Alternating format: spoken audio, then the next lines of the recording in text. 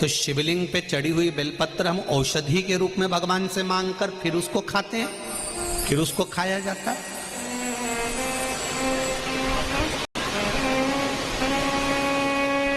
अशोक सुंदरी पे चढ़ी हुई बेलपत्र को नहीं खाया जाता।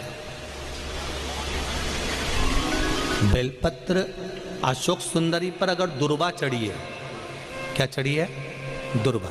हाँ, कोई कोई तिथि ऐसी होती है, कोई कोई वार ऐसा होता है कि अशोक सुंदरी पे चढ़ी हुई बेलपत्र का भी हम सेवन कर सकते हैं। पर जहां तक हो शिव तत्व के लिए अगर औषधि के लिए पा रहे हैं तो शंकर जी के स्पर्श की होना चाहिए, और वो भी औषधि के लिए मांगे।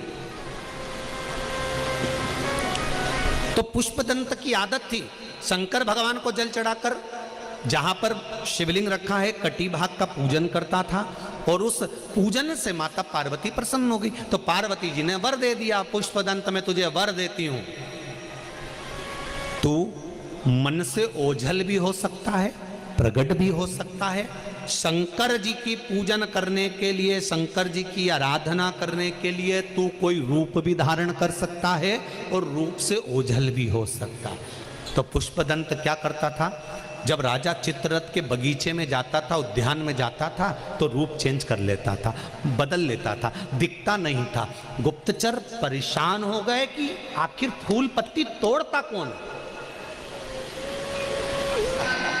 कौन आ रहा है, कौन बेलपत्री और फूल लेकर जा रहा है, कौन पुष्प लेकर जा रहा है, मिल नहीं रहा, पता नहीं चल रहा कौन है। राजा चित्ररथ ने कहा चिंता मत करो,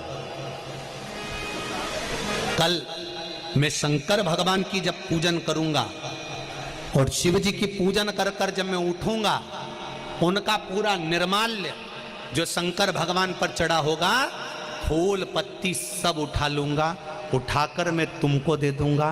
तुम एक काम करना, अपने बगीचे में जहां से प्रवेश करते हैं उस बगीचे के रास्ते पर बीच में देहली पर उस पुष्प को, निर्माल को, पत्तियों को डाल देना और उसके ऊपर एक कपड़ा बिछा देना।